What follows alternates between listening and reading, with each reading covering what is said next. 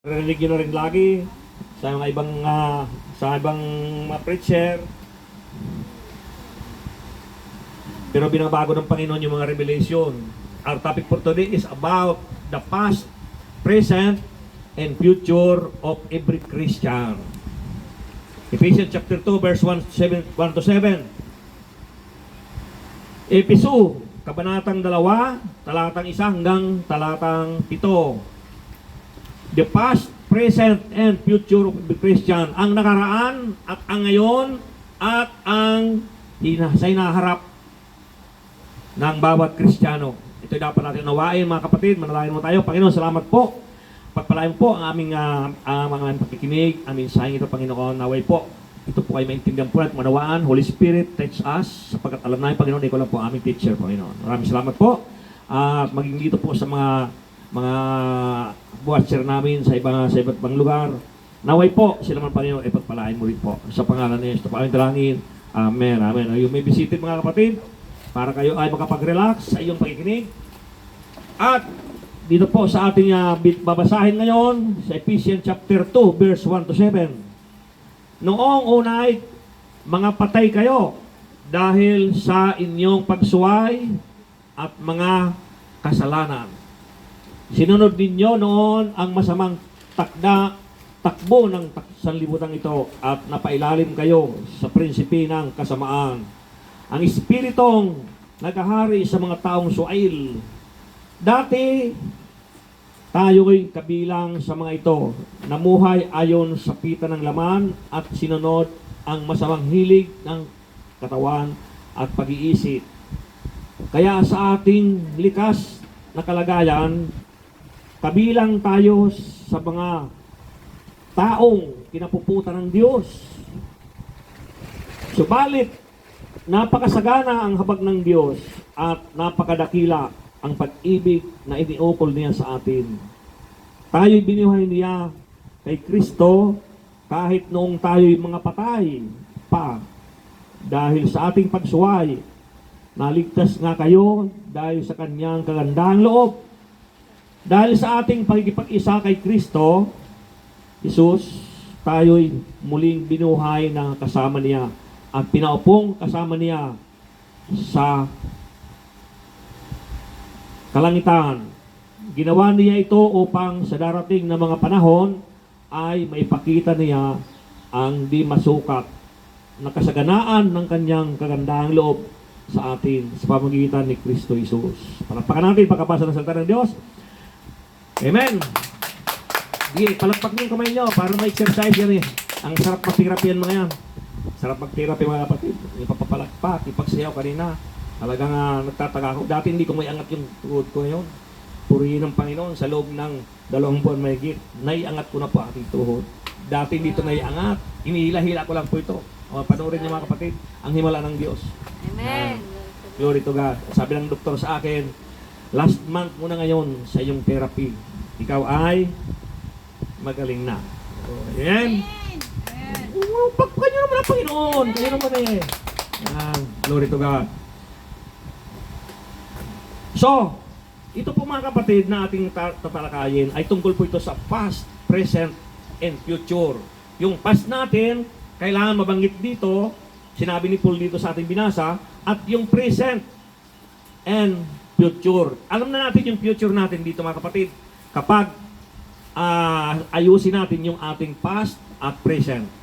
So, three communion looks. Communion look. Pipista naman itong mga nanonood ngayon eh. Pabantay naman yung English ko. Hallelujah. Anyway, talagang ganyan talaga kapag naglibro tayo sa Panginoon. Sabi po dito kapatid, we look backward to remember Christ's death for us. Kung tanda mo natin yung nakaraan, yung backward, yung pagkamatay Kristo, we look inward naman to face up to what's within us. So we look forward to the Lord's return for us. Ito yung future, yung sa huli. Balikat niyo. 3 others important looks. We need to look to the past to be humble. Sige nga naman. Tignan mo yung nakaraan mo. Pag hindi ka nag-humble, yun ay susungkitin lagi ng kaaway. Hanggat sa yung pride mo lagi nandoon. So, di mawawala yung past mo. Kasi, yung past, yan ay galing tayo sa masasama niyan eh. Kasi past nga eh. Masasama. Hindi pa natin kilala ang Diyos. Dahil sinabi ko sa ating text, noon kayo yung mga patay. So, we need to look to the present to be grateful. Tapos yung huli, we need to look to the future to be joyful. Tingnan po natin yung number 1. So, the past of every Christian. Yan mga past every Christian. Basahin natin yung 1 to 3. Yung verse 1 to 3. Noong unay, mga patay kayo. Si Paul nagsabi na, mga patay kayo. Dahil sa inyong pagsuway at kasalanan. Di ba? Noong ngayon nakilala mo ng Panginoon, buhay ka na, di ba? Noong hindi mo kilala ang Panginoon, akala mo buhay ka. Ako, kaya ko nasabing patay ako dahil hindi ako nagpupunta sa mga nagbabasa ng Bible. Hindi ako nagbabasa ng Bible noon. At hindi ako pala simba noon. Noong ako'y patay pa. Ang ginagawa ko, magsayaw, magdisko, mag-inom, yun. Kung ano-anong mga bisyo ang ginagawa ko. Kaya sinabi na dito na, noong unay, mga patay kayo dahil sa inyong pagsuway at mga kasalanan. Hindi ko yata na yun. Okay, so, sabi po dito mga kapatid, napakaliwanag po, sabi dito sa verse 2, sinunod ninyo noon ang masamang takbo ng sanlibutan. Di ba? Ito at napailalim kayo sa prinsipe ng kasamaan. Napailalim kayo sa prinsipe ng kasamaan, ang espiritong naghahari sa mga taong soil. Minsan, ngayon tag-init, grabe talaga, doon sa amin sa Bicol, talaga naman sayawan talaga, tugtugan, yung may mga yung talagang napanood ko nai-imagine ko yung ginagawa ko nung araw. Kaya hindi ako makapag-comment sa kanila dahil dinaanan ko kasi yun eh. So, talagang sayawan talaga. Pinagmamasdan ko talaga yung mga kaedad ko. Lalo silang lumalakas ngayon dahil sa kanilang kasasayaw. Kaya lang ang problema ay patay pa. Bakit kung sa'yo patay? Kasi nakikiayon pa sila doon sa sayawan na yon. So dapat, kaya nga ang Panginoon naglagay din na sayawan ng mga Kristiyano. Tulang ginawa natin kanina, sayawan ng mga Kristiyano yon. Yung sa atin. Ang kanta ay tungkol sa Panginoon, papuri sa Kanya, ang awit. So, tingnan mga kapatid, sabi po dito sa verse 3,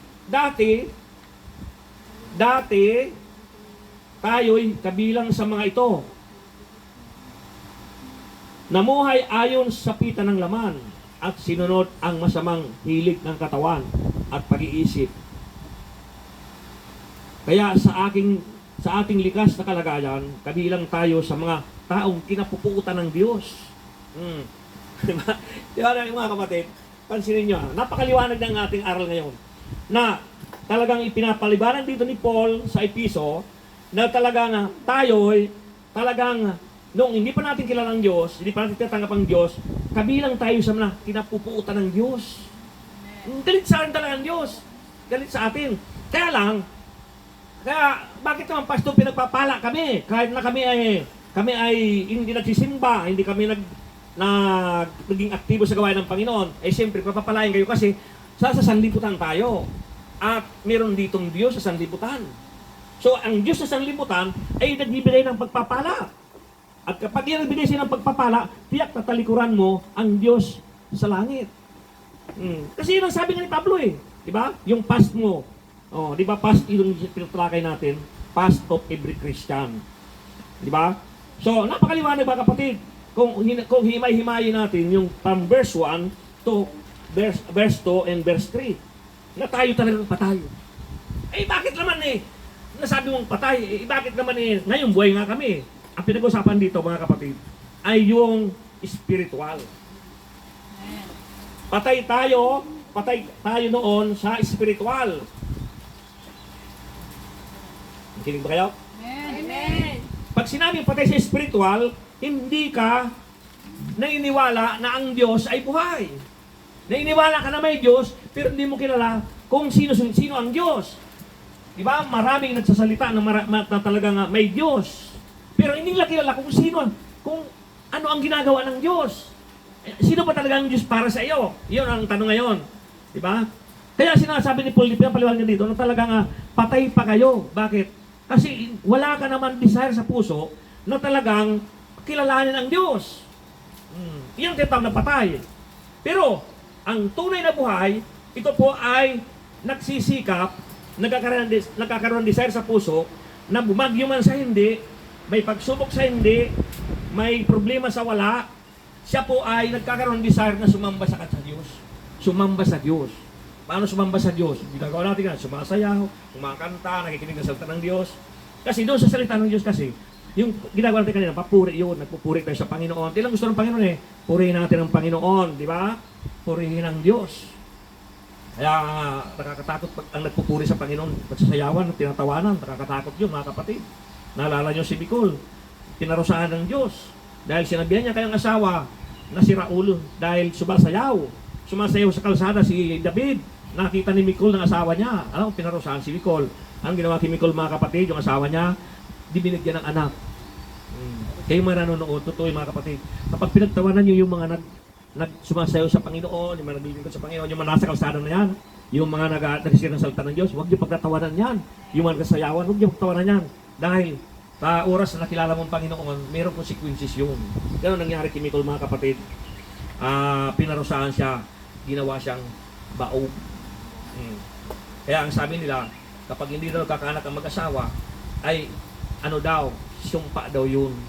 Hindi naman ako nag-uwas ng ganun, pero narinig ko lang yun na sumpa daw yun, yung hindi nagkakaanak ang mag-asawa. So anyway, ang Diyos pa rin nakakalam noon, dahil si Sarah nga tanda na nanganak tayo.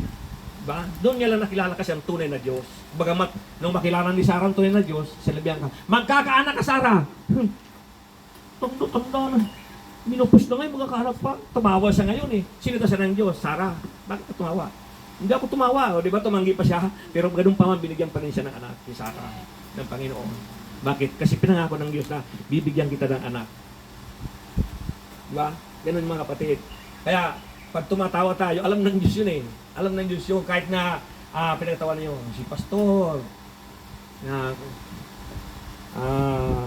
alam ng Diyos yun, lahat ng ginagawa natin. Isip pa lang natin alam ng Diyos yun So, sabi ko dito mga kapatid, we don't see a pleasant picture when we look back honestly.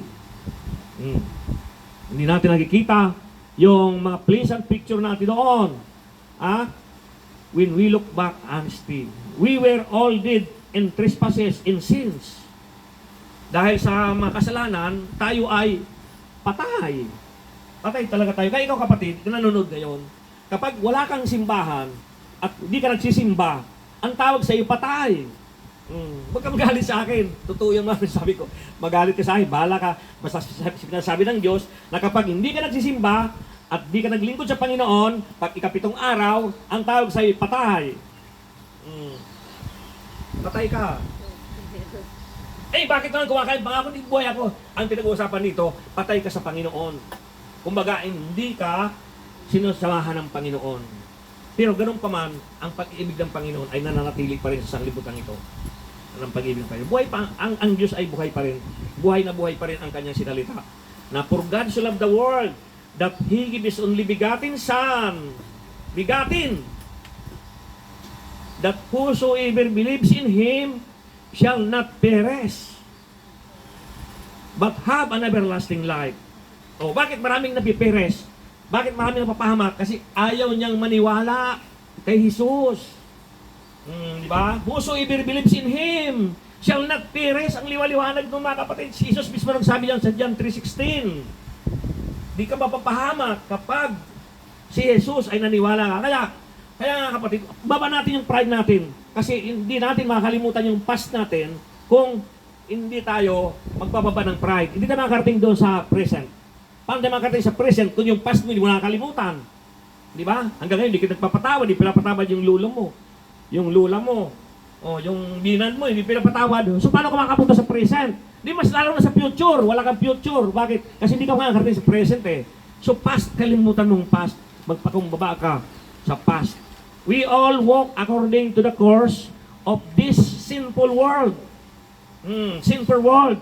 1 John 2:15-17. Basahin natin kapatid. 1 John.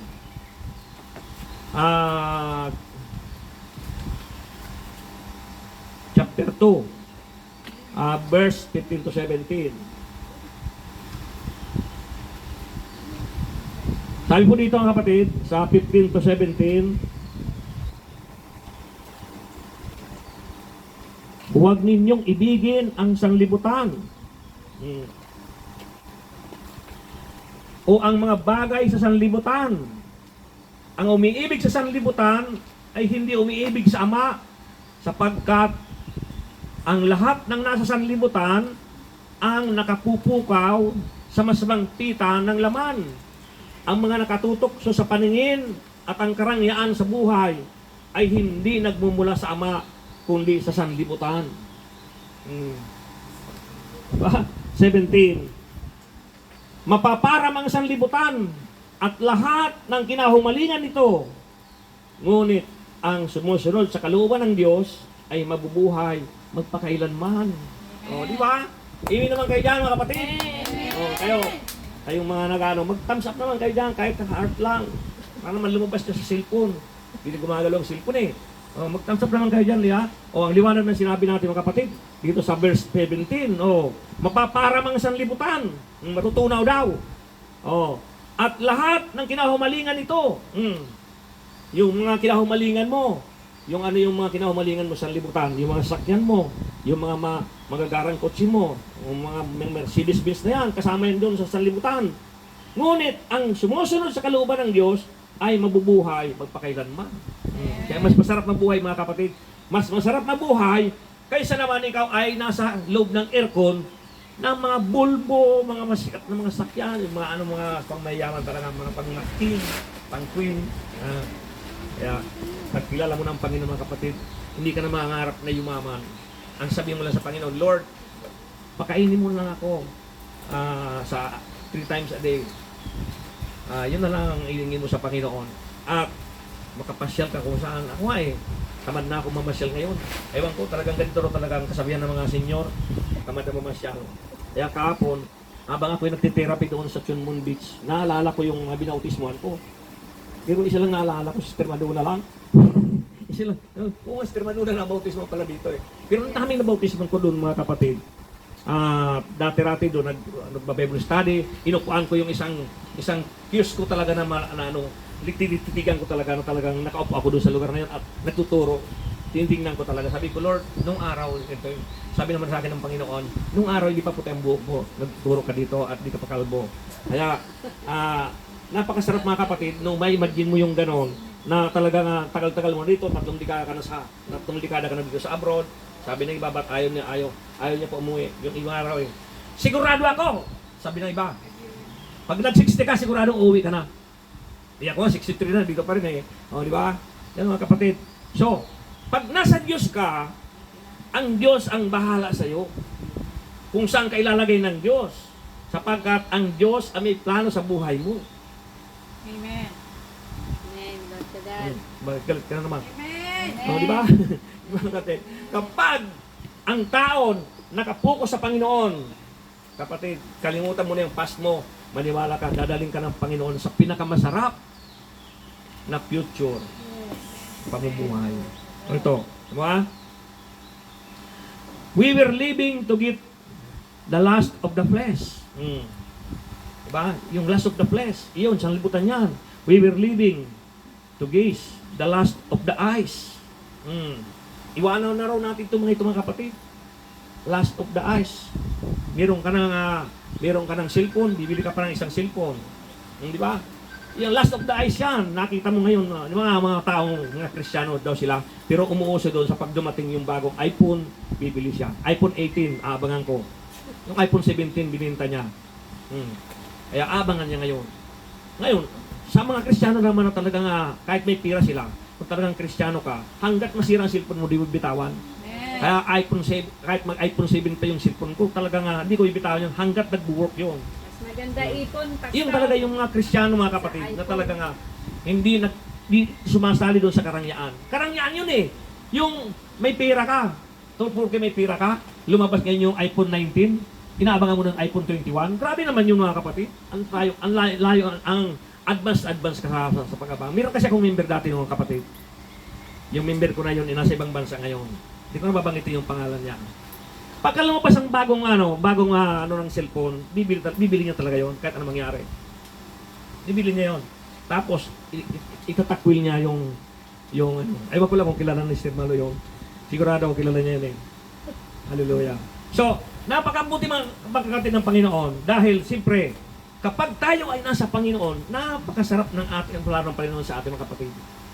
Mas masarap yung may laman ng bulsa mo lagi kaysa naman laging walang laman. Amen. Di ba? Kaysa iPhone. Ang cellphone mo, ang gaganda, ang mga gadget mo, gaganda. Pero naman, inahabol ka naman ng naningil sa bangko, di ba? O, ang pangit na gano'n, di ba? Tapos sasabihin, I'm a Christian. Tapos sisigaw ka nyo, Philippians 4:19, In my God shall supply all my needs according to His prime credit. Di ba? Ang hirap din isigaw noon. Samantalang ang sigaw ng Bible, In my God shall supply all my needs according to His riches in glory in Christ Jesus. Di ba? Umasa lang tayo kay Jesus, mga kapatid. Pinagtagumpayan ko na yon, nadaanan ko na yung mga ginagawa ngayon, mga kapatid. Nadaanan ko na yon. Pero kahit ako na 20 years na ako'y nakabaon sa utang, ang napatapos ko isang seaman, nautical, at isang aeronautics. Sabay pa yun sabay pa yun. Napatapos ko yun. Yun nga lang, iba-iba trabaho nila. Hindi nila nagawa ang kurso nila. At ngayon, pinag-aaral pa rin ako. Kaya doon sa mga humihiram sa akin, pasensya na kayo, sagad talaga ang sweldo ko. Talagang sagad na sagad. Dahil ang aking pinag-aaral ngayon ay talaga pambili pa lang ng ngipin. Nangangamuti na ako. Ngipin na plastic o ngipin na kung ano-anong ngipin. Dahil pinagkukuha ko siya ng sabi ko, ito na, last na, bunso ka na. Kailangan naman, kung hindi ako nakapag-aral ng gusto ko, hindi ko natupad yung gusto ko, bawiin mo ngayon. Yan, sabi ng bunso, huwag ka mag-alala. Basta, padala mo lang ko pong tuition, pangbili ng mga panibyalis, pagbalik mo dito, pagpurgot mo, ayusin ko ang ngipin mo. Ganito yung mga usapan, mga kapatid. Napakasarap, mga kapatid, kapag ikaw nasa Panginoon. Dahil, maghintay ka lang, huwag ka masyadong apurado. Kasi naalala nyo ng karira, yung rabbit at saka pagong. Nakikita na ba kayo ng pagong? Ang pagong may payong. Yung rabbit, pag umakba ang rabbit, grabe, mga kapatid, ang layo na akba ng rabbit, nagkarira ang pagong at rabbit. At nangyari, mga kapatid, natalo yung rabbit. Bakit? Yung pagong kasi, pag umuulan, diretso. Bakit? Itatago niya lang yung ulo niya doon sa kanyang katawan. Saka hindi siya nagmamadali. Dandahan lang siya. Dandahan lang siya. Yung rabbit nagmamadali. Paano kaya maging ako? Kailangan ko maging reverend agad? Maging bishop? Maging papromote agad ako? O maging senate president ako agad? O maging maging presidente agad ako? Para makausap ko si Jinping. Yun ang mga pangarap ng mga tao, mga kapatid na nagmamadali. Ang pagiging Kristiyano, hindi nagmamadali, kundi dahan-dahan lang. Dahan-dahan lang, kapatid. Kasi kapag minadali mo yun, baka madapa ka, hindi ka na makabangon. So, dahan-dahan lang, kapatid. Pag nadapa ka, bangon. Dahan-dahan lang pagbangon. Ano ibig sabihin, mga kapatid?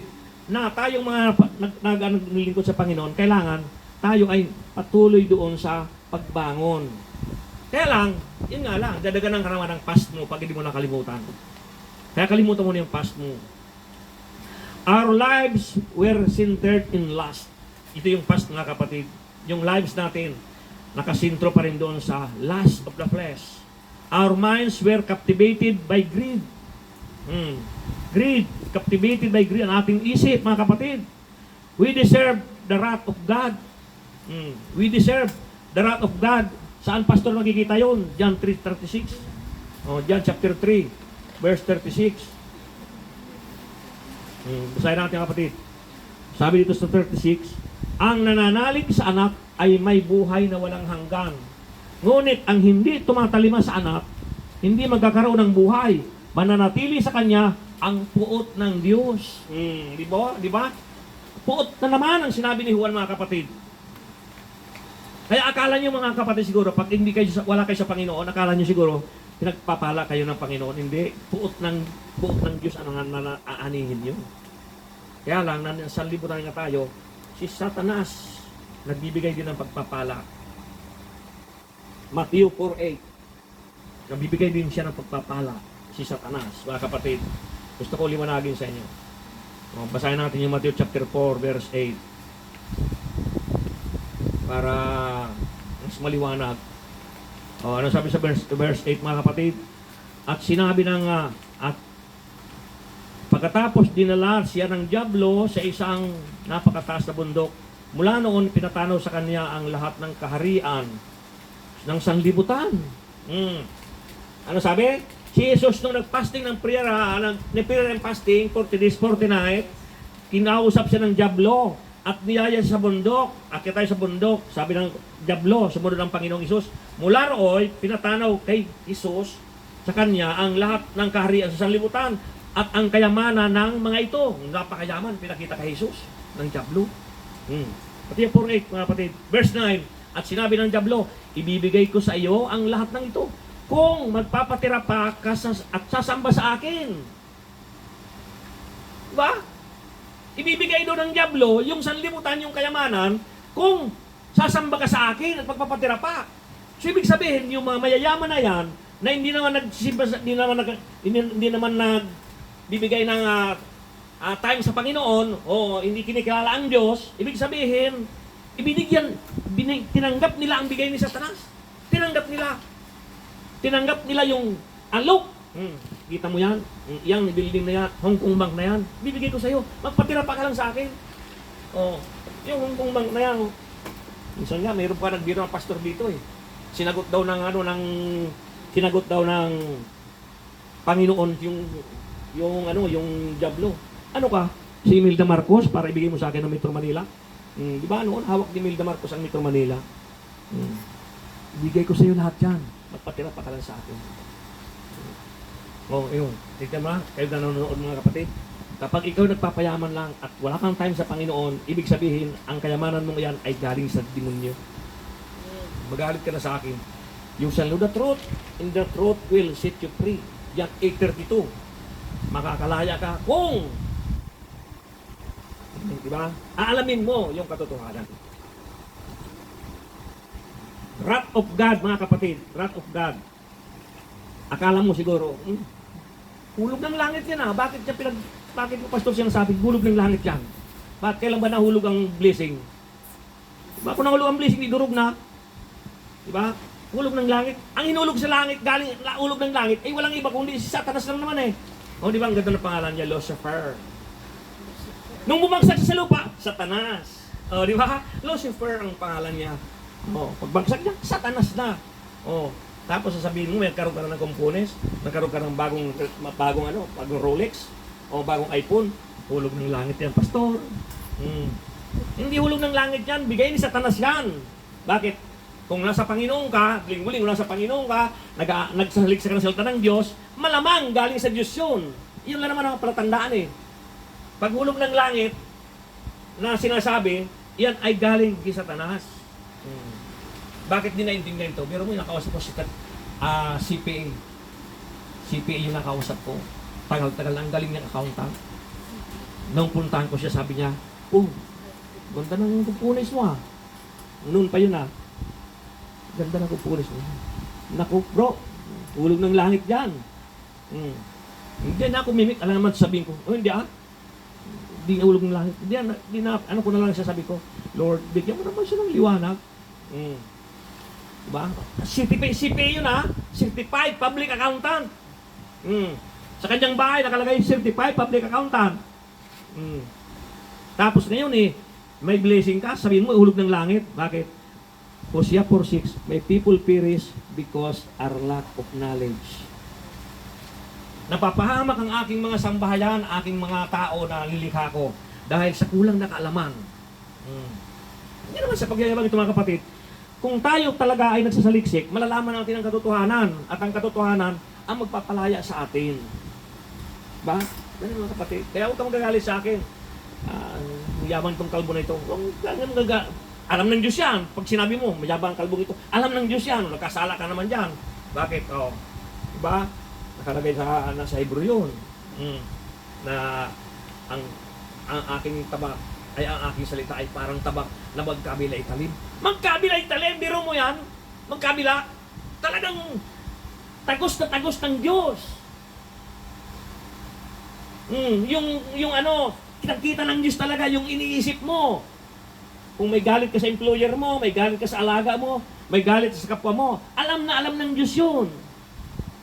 Eh, glory to God mga kapatid, nung makilala kong Panginoon, lahat na nagkaroon ng galit sa akin, lahat na nagkasala sa akin, lahat na may kagalit sa akin, nabura lahat sa puso ko. Ang nanatili sa puso ko ay pag-ibig. Amen. Kahit pasabihin mo sa akin, sabunin mo pa ako, pag pintasan mo ako, ano sabihin mo sa akin, mamahalin pa rin kita. Bakit? Kasi yan ang gusto ng Diyos eh. Love your God with all your heart, with all your soul, and with all your mind. Ha? Ibigin mo ang iyong kapwa, gaya ng pag-ibig mo sa kaluluwa at ang katawan mo, espiritu mo. Diba? Ibigin mo mga kapatid. Yung kaaway mo, patawarin mo na siya. Past is past. Tapos na yan. Para ang pagpapala ay pumasok na ngayon sa'yo. Number 2, the present of every Christian. The present of every Christian. Ephesians chapter 2, verse 4 to 6. O, basahin natin yun, number 4, yung 4 to 6. Ang sabi ito, subalit, napakasagana ang habag ng Diyos at napakadakila ang pag-ibig na iniukol niya sa atin. Naku, sarap mga kapatid. Ulitin ko ha. Subalit, napakasagana ang habag ng Diyos at napakadakila ang pag-ibig na iniukol niya sa atin. Tayo'y binuhay niya kay Kristo kahit noong tayo'y mga patay pa dahil sa ating pagsuway. Naligtas nga kayo dahil sa kanyang kagandahang loob. Dahil sa ating pagkipag-isa kay Kristo, Jesus, tayo'y muling binuhay na kasama niya at pinaupong kasama niya sa kalangitan. Wow! Sarap mga kapatid, pag tayo pinaupo na sa kalangitan, kasama na tayo ng Panginoon mga kapatid. Siyang the way. Siyang way. He is the way, the truth, and the life. No one can go to the Father except through Jesus. Amen. Hindi ka makakarating sa Ama hanggat hindi ka lumalapit sa Panginoong Isus. We have the blessed but of salvation. But God is rich in mercy. Napakasakila, napakasagana ng Diyos mga kapatid. Yung lagi kong sinisigaw yung mga kapatid. Dahil sabi ko, Lord, gusto ko lagi itong isigaw na kasaganaan mo. Sapagkat ito lang pang susi para ang tao hindi lumangoy-langoy doon sa apoy ng impyerno na kung saan hindi mamamatay. Hindi mamamatay. Siguro kung mamamatay na yung tao doon sa apoy, hindi na tayo magpapakapagod mga kapatid. Patay kung patay, di ba? Kaso lang hindi mamamatay Sabi nga ng isang pastor sa akin, matakot kayo doon sa pumapatay ng kaluluwa. Hindi naman namamatay ang kaluluwa Hindi ba? Pag kasalanan sa impyerno, hindi mamamatay yun. Pag hindi makasalanan, doon sa sa langit. Paano mamamatay ang kaluluwa? Ito ang ating pinaghahandaan, yung kaluluwa mga kapatid. Kasi yung place natin, wala yun, wala yun Babalik sa lupa yun Minsan naamoy-amoy ko ang sarili ko minsan Lord, naamoy lupa na ako. Bakit? Hindi ka ba nagtataka? Ilang taong ka na?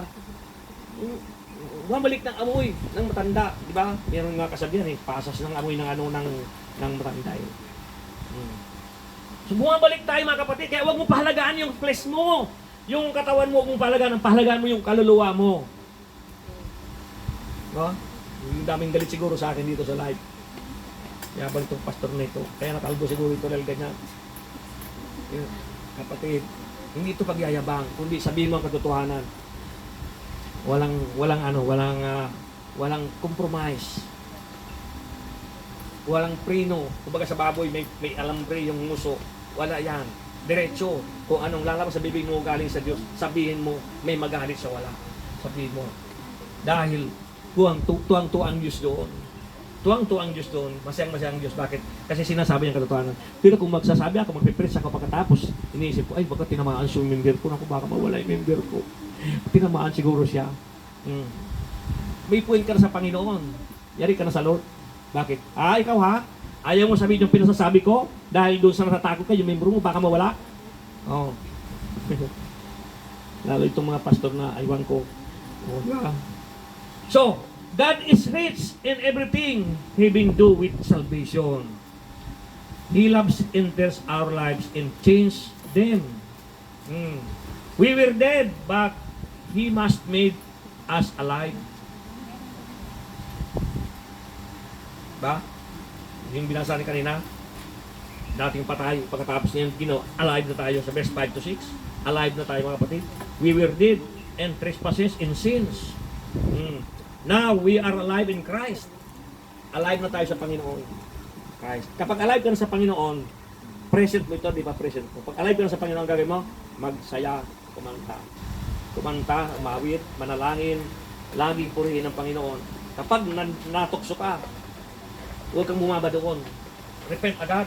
Lord, patawarin mo ako, doktor naman ako sa aking nakapagsalita ako di maganda, nag-aanda ko sa kapwa ko. Repent agad, mga kapatid. Ayaw ng Diyos na pinalulubugan ng araw, yung galit ng kapwa. Diba? Maraming tao ngayon ang nakailang lubog na ang kanilang galit. Kaya ang nangyari, dahil sa sobrang galit nila, laging nilulubugan ng araw. Kaya, naging tumutubo ngayon bungang araw. Kaya yun ang delikado kapag bungang araw ang tumubo. Kaya, kailangan, bago lumubo ang araw, mawala ng galit na yun. Kausapin natin agad ang Panginoon. Amen. Hallelujah. This new life is the result of His grace. Hallelujah. Number ano tayo? Diba? Ito pala tayo. We are seated in heavenly places with Christ. Sarap siguro mga kapatid, na-imagine ko pag tayo umupo na doon sa Panginoon, sa may kanan ng Ama. Tandaan nyo mga kapatid hindi pwede mag-asawa doon. Hindi pwede dali ng asawa doon. Kaya, dito sa lupa, mag-asawa ka na kung gusto mag-asawa. Pero pagdating sa langit, wala nang asawaan doon. Hi, Sister Anale. O, di ba? Ay, wala na yata sistiran doon eh. Uy, Anale! Oh, parang sa hindi natin alam mo ang tawagan doon eh. Parang sayawan ng puri lang tayo doon, mga kapatid. Sa langit. This is made possible by His death for us on the cross. We who were far off are made near by His grace. By grace mga kapatid, napakaganda ng grace ng Panginoon binigay sa atin. Hallelujah. Last, number 3. Ito na yung hinahanap-hanap natin mga kapatid. Yung mga nagkakapi dyan, yan ang hinahanap-hanap nila. Number 3. Kasi pag narinig number 3, tapos sa pastor, number 3. Hindi nga alam doon sa number 3, isang oras pa yun. Joke lang. Okay, number 3. The future of every Christian. Future tayo mga kapatid, verse 7. Ephesians chapter 2, verse 7. Ginawa niya ito upang sa darating na mga panahon ay may pakita niya ang di masukat na kasaganaan ng kanyang kagandahang loob sa atin sa pamagitan ni Kristo Jesus. Di masukat na kagandahan. Kaganapan. Ano? Di masukat na ano? Kasaganaan. Sagana. Ano yun? Sagana. Abundant blessing. Sinabi rin ng Panginoong Isus, hindi lang si Pablo sabi niyan, John 10:10, di ba? Anong sabi sa John 10:10? Ang sabi doon, naparito si Jesus upang bigyan kayo ng buhay na ganap. Buhay na ganap na kasyasiya. Ibig sabihin, yung buhay na ganap at kasyasiya, sa English, abundant blessing yun. Abundant blessing. Doon sa A, John 10:10a, nakalagay doon na naparito ang magnanakaw upang magwasak, pumatay, at manira. So yan yung magnanakaw na si Satanas yun. Sabi, pinasok ng Panginoon na naparito ako upang bigyan kayo ng buhay na ganap at kasiyasiya. Diba? Kung alamin lang natin, ang sarap mga kapatid. Hallelujah. The best is yet to come. The future age hold great blessing for believers in Christ. Yung future mga kapatid. Ito ang alagaan natin. Ha? Sarap mga kapatid kapag tayo ay palaman natin yung future natin. Na yun pala, tayo po ay isasama ng Panginoon. Dadali tayo. Bago papasok yung taghirap. yung mga tinatalakan ng 666, yung mga hinahanap. Saan ba si Enjoy Joy, Gutang? Hanapin sa iyo. Saan bang address nito? Yan. Yan ang hanapin siya. Bakit? Kasi hindi siya nasama sa rapture. Kaya siya hanapin. Yung, sample lang yun ha. Sergio yan, sample lang yan. Hanapin to mga tao ito. Ito mga, saan si Sister Mare? Sister Marie. Oh, mandiyan ka na. Hanapin si Sister Mare. Pero, Sister Anale, ay, di, wala na Sister Anale dito. Di naman hanapin na yung pag dumating ang Panginoon. Sa katandaan natin mga kapatid, pag dumating ang Panginoon, hindi maririnig ng mga unbeliever ito. Yung sa isang tunog ng trumpita. Pag tunog ng trumpita, bababa ang Panginoon sa alapaap, bubuhayin mo na yung mga namatay na banal. 1 Thessalonians 4:16. Pagkatapos, tayo mabuhay, may possibility pala na buhay pa tayo kung tayo kunin ng Panginoon. Sana Lord, habang nangangaral ako mag-rapture na. Huwag kayo matakot. Baka bigla mawala ako dito. Glory to God. Praise the Lord. Sama kayo lahat, Lord. Yan. Pag may naiwan, halimbawa may naiwan, ito ang hanapin ngayon sa loob ng 7 taon na itutorture. Pero maliligtas ka pa rin. Kung hindi ka magpapapugot o i-deny mo si Jesus.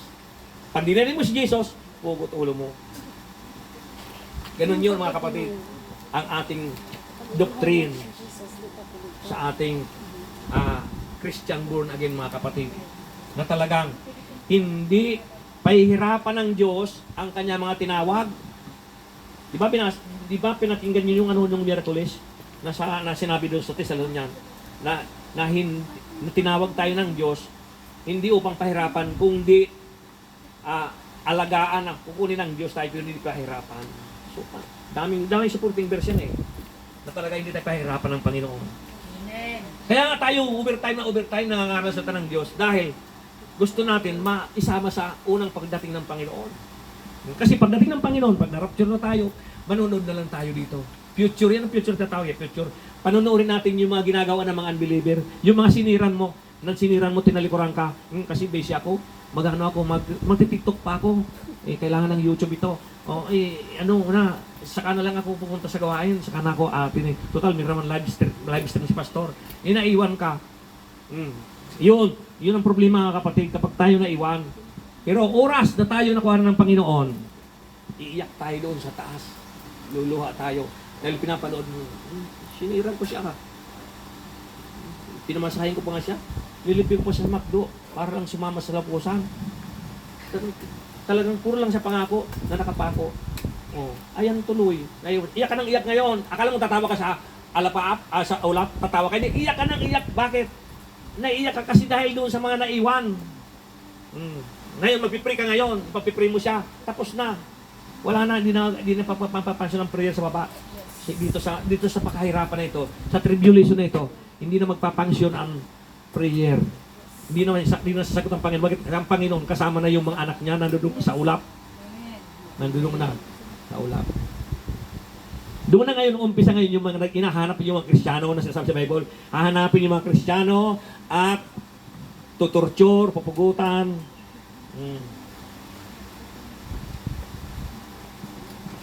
Mga kapatid, talagang totoo ang future mga kapatid. Future. Kailangan natin yung talagang kailangan maisama natin yung ating mga mahal sa buhay. Pag-pray natin yung ating mga mahal sa buhay, Lord, please, ayaw kung ako lang ang dalhin mo, kundi isama mo naman yung aking mga mahal sa buhay. Dahil hindi mo alam mga kapatid talaga, pagdating ng araw, yung mga mahal mo sa buhay, iiyakan mo rin yun. Bakit? Ikaw naligtas, tapos sila hindi. Meron mo magsasayo sila, mag-ano sila sa lifetime fire, ano yun, forever and ever na apoy. Ano? Everlasting fire. Kung merong everlasting life, merong everlasting fire. Yung everlasting life, kay Jesus yun. Yung everlasting fire, kay Satanas yun. Si Satanas, isasama rin doon, hiuhulog din yun Everlasting fire ang tawag doon. Kaya nga, dalawa lang ang pinagpipilian. Kahit mag-search ka sa YouTube, hanapin nyo yung dalawang pinagpipilian. Wala rin na, yung pag namatay daw, nandun muna sa ilagay. Kalimutan ko doon. Purgatorio. Sa ano yun? Purgatorio. Yun, wala purgatorio. Wala purgatorio. Pag namatay ka, hindi ka lalagay sa purgatorio. Sa may pang... Ang iba kasi, ay dadalhin daw sila sa purgatorio kasi pupurgahin sila. Ano pupurgahin sa'yo? Patay ka na nga eh. Grabe ka naman. Diba?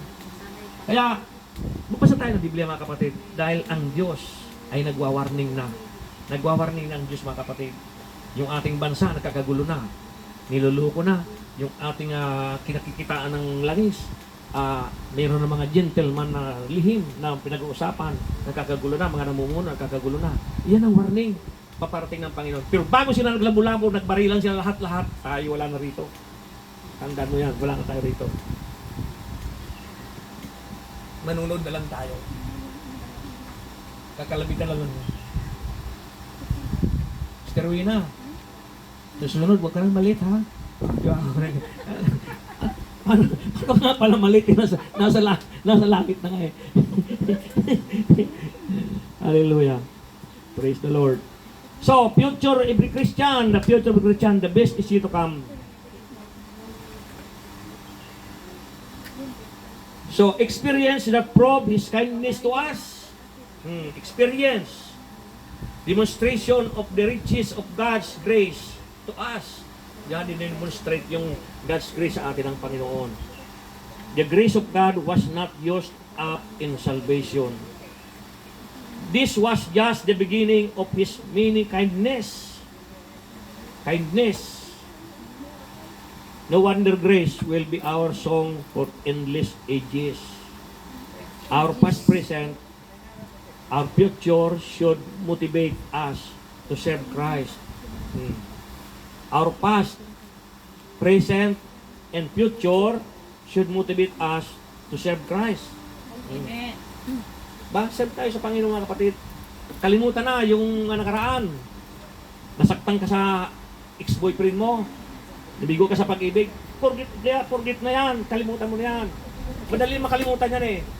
Sabi ng kaibigan ko, paano makalimutan ng paninigarilyo? Bumili ka ng luya. Pero sabihin mo maliliit, tapos kayo yung candy.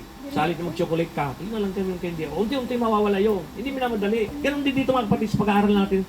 Hindi minamadali yun na magpagiging Kristiyano, kundi dahan-dahan lang. Kasi habang ikaw nagmamadali, talagang babagsakan ka ng napakalaking bato sa harapan mo. Pag binagsakan ka ng Satanas, napakalaking bato sa harapan mo, parang ayaw mo na tumawid. Bakit? Kasi ang hirap pala umakyat.